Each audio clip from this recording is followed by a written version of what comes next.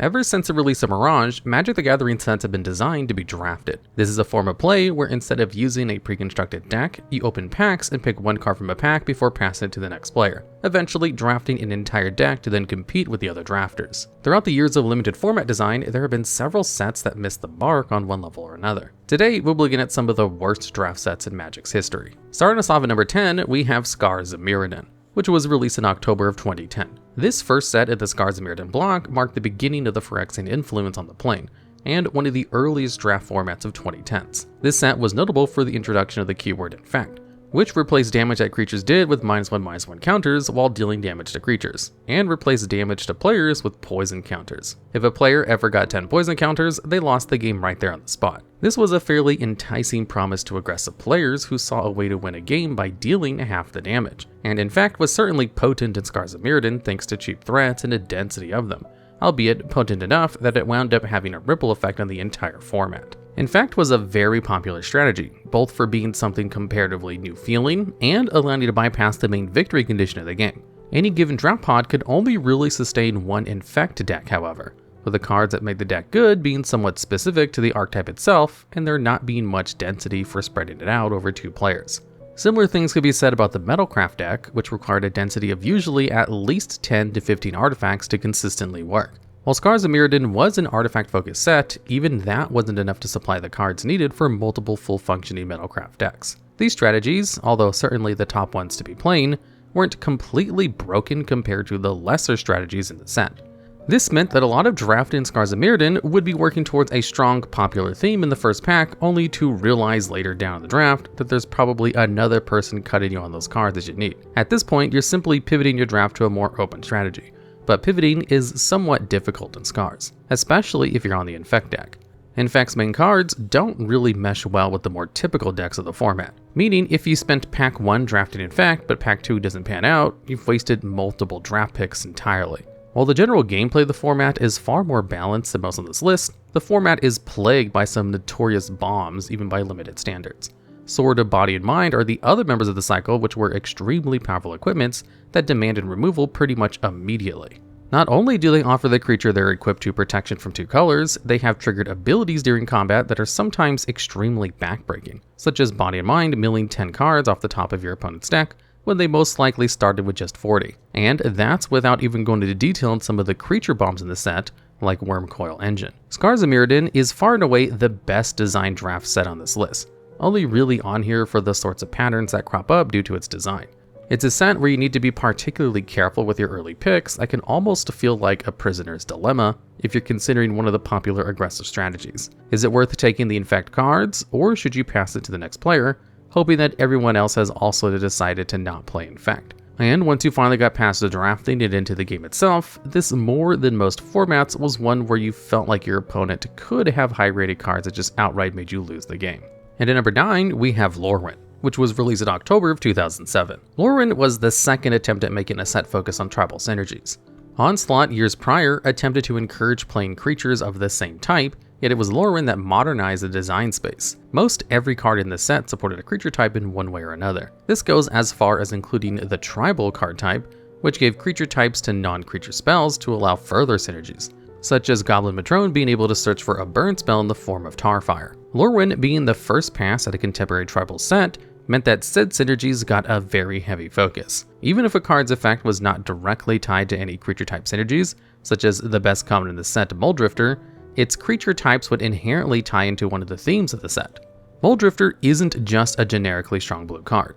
It's also support for the elemental tribe of the set. This led to drafts where you essentially forced to draft a specific creature type and go all in on it.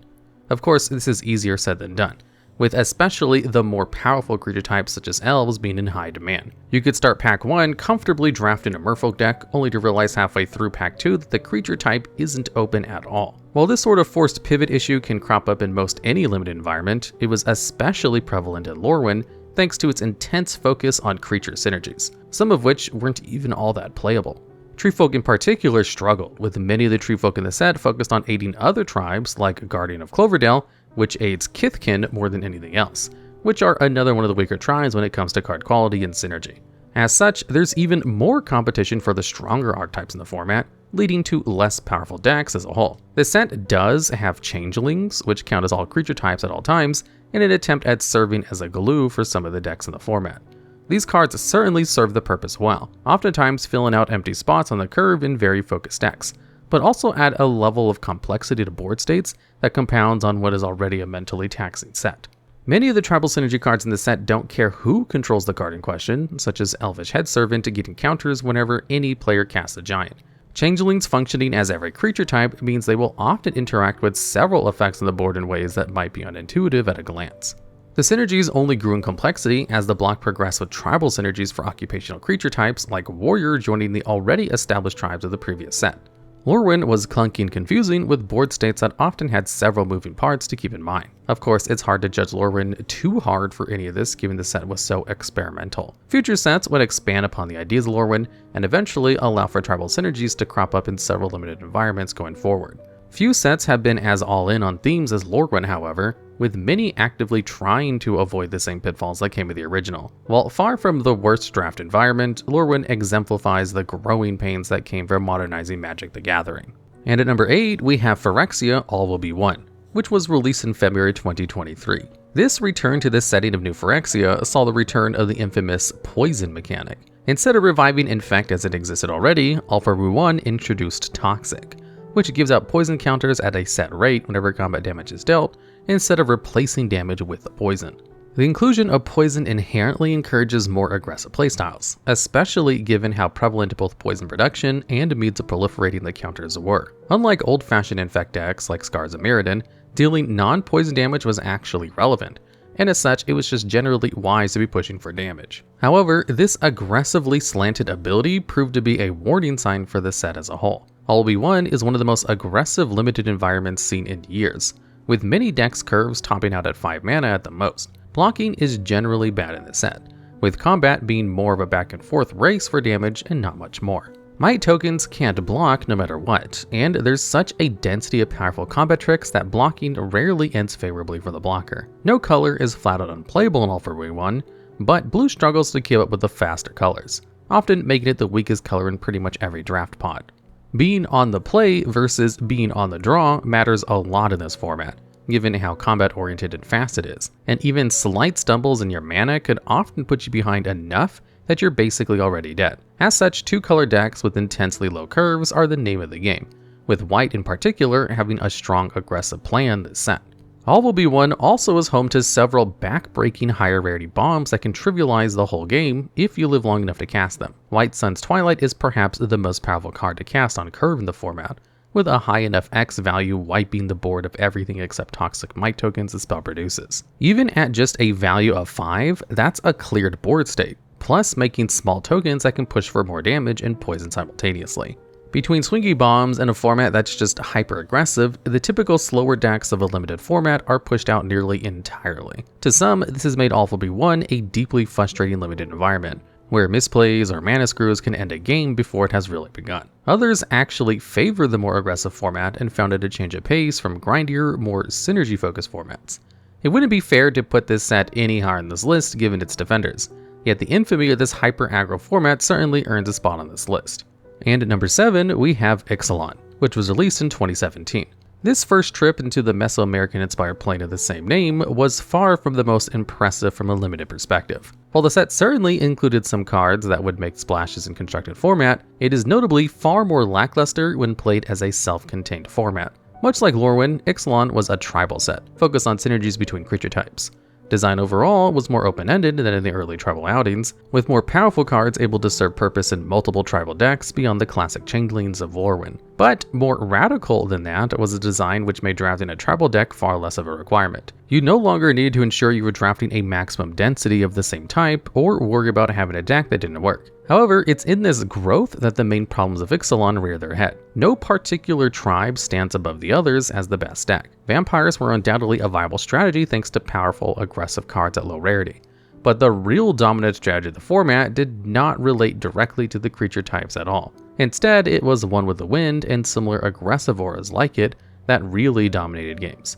Ixalan as a set was extremely light on low rarity removal. The cheapest black kill spell at common that can destroy any creature is a 5 mana contract killing, Most colors tend to fare worse in terms of removal access in the format, meaning that you can cast an aura on one of your earlier threats and sometimes just ride that card to victory. This led to a more fast-paced format where both players were more racing than actually trying to play against and interact with one another for a bulk of the game. Unlike All Will Be One, where the threats were all very pushed and blocking felt bad because of the wealth of tricks, Ixalan instead felt hyper-aggressive because any of the synergies in the set would get picked apart by enchanted flying creatures that your opponent couldn't deal with in time.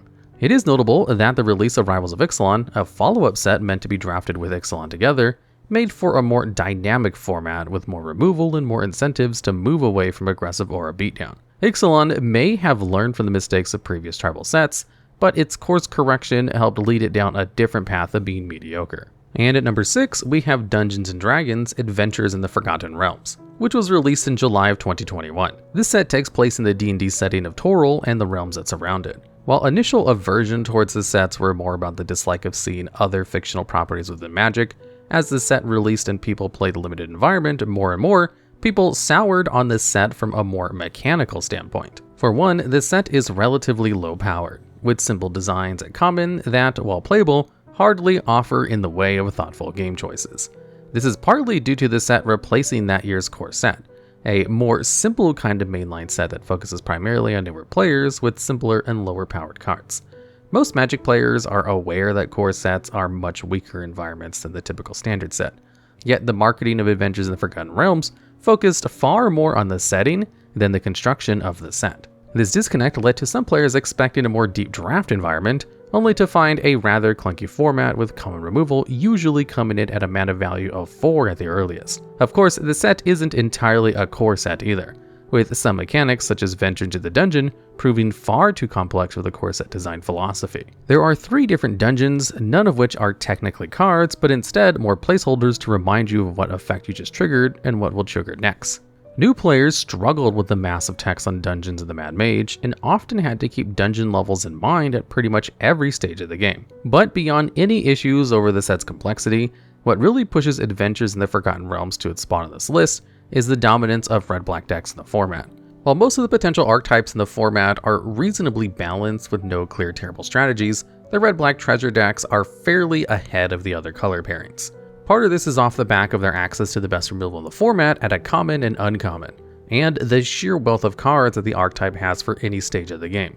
The deck can play aggro with the likes of Sepulchre Ghoul, which is a decent aggressive body that also doubles as a sacrifice outlet, and it's these sacrifice outlets that help push red-black even further ahead with Price of Loyalty giving red temporary creature theft at common. While being able to steal a creature then sacrificing it before giving it back is nothing new, the density of sacrifice energies along with the common rarity threaten effect makes it so that deploying your best creatures sometimes backfires entirely as a controlling red-black deck whittles away at your board. Even if you pulled a powerful bomb mythic in another color, it was arguably worth it to just play red-black and use your built-in treasure production to help cast whatever bomb you're splashing. Red-black was powerful on its own, but also could simply ignore the opportunity cost of picking your deck's colors by running whatever bomb they wanted, and using treasures to fill in the cracks. The muddled messaging of the set coupled with the dominance of a certain strategy led to the format getting a reputation for being low-powered, underwhelming, and dominated by a specific, often annoying to combat archetype more than anything else. And at number 5, we have Dragon's Maze, which was released in May of 2013. This was the third and final set of the Return to Ravnica block, and the smallest of the 3 to finish up the storyline. Sets used to release in groups known as blocks that carried over the same storyline and had mechanical cohesion together. Usually you'd have 1 or 2 large, standard-sized sets, then a small set to finish things off and tie together the cross-block draft archetypes. As such, Dragon's Maze wasn't intended to be drafted by itself, but alongside 1 pack of Return to Ravnica and 1 pack of Gatecrash. The problem was that Dragon's Maze was a significantly worse set than the 2 that came before it, in both card quality and set construction. The previous 2 sets both each focus on just 5 of the guilds, allowing for more synergy and depth in the design for each guild. Despite Dragon's Maze only consisting of 156 cards, it is the only set in the block that attempts to represent all 10 guilds. And the cards that do represent these guilds are lackluster compared to the prior 2 sets. While Return to Ravnica produced construction warping all-stars like Deathrite Shaman, the only card of note from Dragon's Maze was the mythic rare Voice of Resurgence. While constructed viability isn't important in this list, it just shows how unplayable a vast majority of the small set was. The contents of the pack are mainly random cards with the block's themes and mana fixing to hold the 10 guild set together. Replacing the basic land slot with a guaranteed guild gate was helpful for drafts in theory. This set itself suffered from the feeling like an assortment of cards that didn't make the cut for the main sets. Before the release of Dragon's Maze, the draft format had been 3 packs of one of the biggest sets. Now, not only were players forced to replace one of their draft packs with an underwhelming, muddled pack full of cheap mana fixing, and not much else of note, that was the first pack of the draft. The logic was that since this was the pack with all 10 guilds, it was the most fair way to draft the block and have each guild be represented and viable. But in practice, this hamstrung early draft picks to just collecting the playable mana fixing and waiting for a bomb in the later packs to properly build around. Instead of leaning on the rich synergies of the prior 2 sets, starting with Dragon's Maze floods the pond with mana fixing and not much of note, leaving drafters often still far from honing in on his strategy until getting to the better packs anyway. While a small set might not be as damning to a draft environment as a large set since it's not meant to be drafted alone, it's certainly notable what the small set actively makes the draft format worse than what it was before. And at number 4, we have Streets of New Capenna, which released in April 2022. 3-color sets are something of a rarity in Magic the Gathering given the complexity that comes with them and the impact they tend to have on Standard. As such, many were excited to hear the urban fantasy setting of New Capenna would center on the 5 demonic crime families, that each represented a new 3-color archetype. Players quickly found that the set didn't quite meet the expectations they had for it upon seeing the heavy slant away from the conventional 3-color set design. Despite the set having 3-color cards, like the aforementioned crime bosses, and even had some 3-color lands at rare, it did not play and draft like a 3-color set in theory. In fact, the format vastly favors 2-color decks, with dedicated 3-color decks often stumbling over the lackluster mana fixing. It's telling that the low rarity land cycles were 2-color lands, and tri-lands only appeared at rare. The prevalence of treasure in basically every color encouraged splashing more than it did actually playing 3-color builds. Your deck might technically be 3 colors, but that 3rd color will probably only show up on a few choice bombs, or removal to boost your otherwise 2-color deck.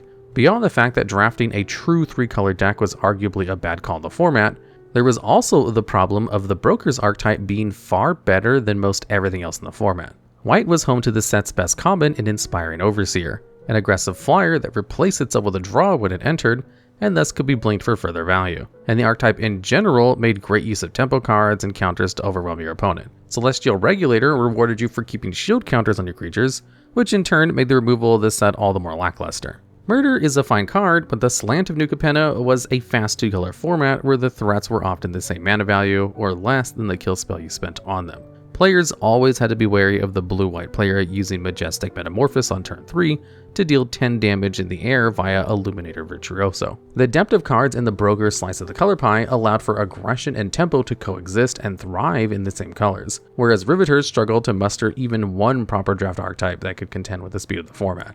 Streets of New Capenna promised a 3-color environment, but delivered on aggressive 2-color decks, kept in check by even more powerful 2-color tempo decks. Coming off the heels of multiple beloved limited environments like Kamigawa Neo Dynasty, only further helped cement Streets of New Capenna a total letdown of a set, particularly when it came to limited. And at number 3, we have Battle for Zendikar, which released in October of 2015. This notorious set was the first of a 2-set block of the same name, and was the reintroduction of the Eldrazi. This set was generally underpowered, with much of its power concentrated in high-rated cards like Gideon, ally of Zendikar. This translated to a lower power level limited environment overall, which in of itself is not a bad thing. What earns Battle for Zendikar a spot on this list more than the set's overall weakness is the sheer color imbalance in the set.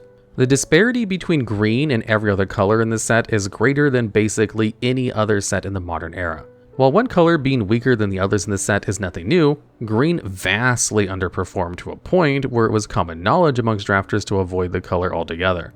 Generally speaking, the only real bomb for the color was Oran Reef Hydra at rare. The lower rarity threats in green were often too deck dependent to be good, with cards like Tadru Stalwart only reaching their full potential in the right deck, and not even being playable in most pure green decks. And higher up on the curve, cards like Tadru Beastmaster only really work in the ally strategy, which shows up in all 5 colors, and thus you're not guaranteed to see enough in color allies to actually build a deck.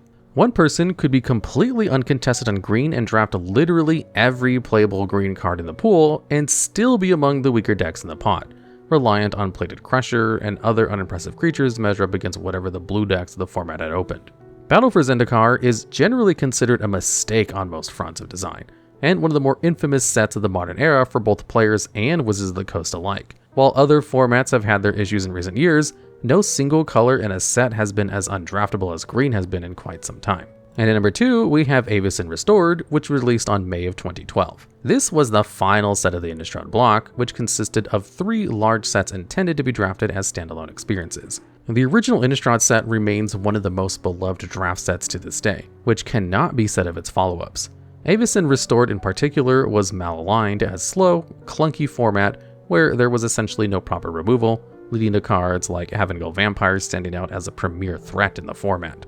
The color balance itself is fairly reasonable, with blue and green standing out as the best, but with red and white not far behind, and black still proving reasonable. But the set itself just consists of mostly underwhelming cards, with the bulk of the commons and uncommons in the set feeling just stone cold unplayable. This leads to a struggle to form proper decks in some lower power drafts, where you're stuck running middling bodies as filler. The best removal in the format were the miracle spells, most of which were high rarity and all of which were extremely high variance cards. Thunderous Wrath normally would be an unreasonable spell for most decks to consider, and is miserable to hardcast since it's 6 mana for 5 damage, but if you draw it as the first card in your turn, it only costs a single red mana.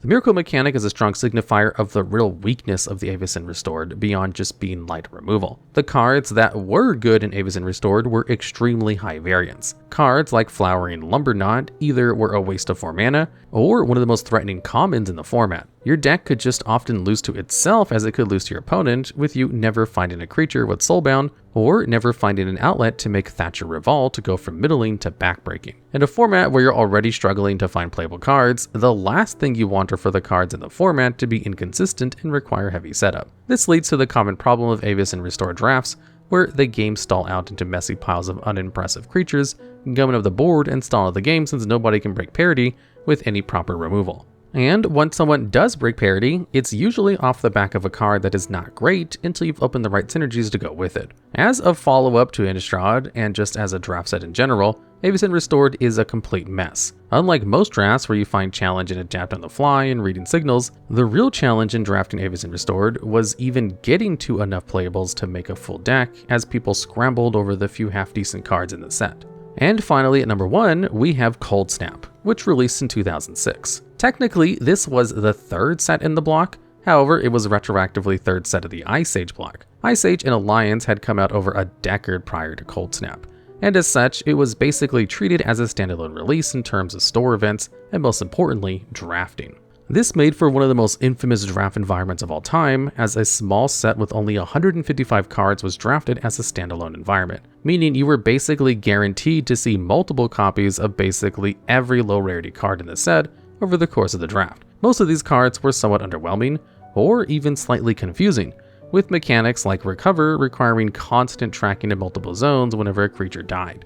The set also aimed to be a proper member of the Ice Age block by bringing back mechanics like the infamous cumulative upkeep, which added a great deal of mental strain to games as people missed upkeep triggers, as some of the cards in the format benefited from continually paying cumulative upkeep, while others actively used the cost as a downside. But what truly cements Coldsnap as the worst draft environment of all time is the mechanic of Ripple. Ripple is a keyword that triggers when you cast the Ripple spells. You then reveal the top cards of your library equal to the Ripple's card cost, and cast any spell with the same name as the Ripple spell without paying the mana cost. This high variance mechanic is fairly unimpressive from a constructed mindset when you're limited to only 4 copies of a card in a 60 card deck. In Limited, however, you can run as many copies of a card that you manage to pull. And given that every Ripple spell was common, this bred an environment where you were almost guaranteed to see multiple copies of each Ripple spell in any given draft pot. And since drafts use 40 card decks, it'd be possible for someone with enough luck to essentially win the game off the back of 1 Ripple spell, and then cast upwards of 10 copies of the spell. The sheer redundancy of cards is a big part of why small sets aren't typically drafted as standalone environments, and players in Coldsnap drafts were essentially forced to hate draft every Ripple spell they saw to avoid giving one player enough Surging Dementias to empty your opponent's hand consistently on turn 2. Hate drafting is a strategy some players actively frown upon, yet Coldsnap basically required it as an additional rule to the draft. After all, why shouldn't you draft every Ripple card? If the other people start passing them, then you'll be the one with the most broken Ripple deck. Drafting Coldsnap is basically getting subject yourself to both a low-powered limited environment and the Prisoner's Dilemma at the same time, and that's more than enough for it to land the top spot on this list. Alright, and that's the video. Were there any bad draft sets you feel like we should have been included in this list, or have any other topics you'd like to see discussed? Let us know down in the comments below.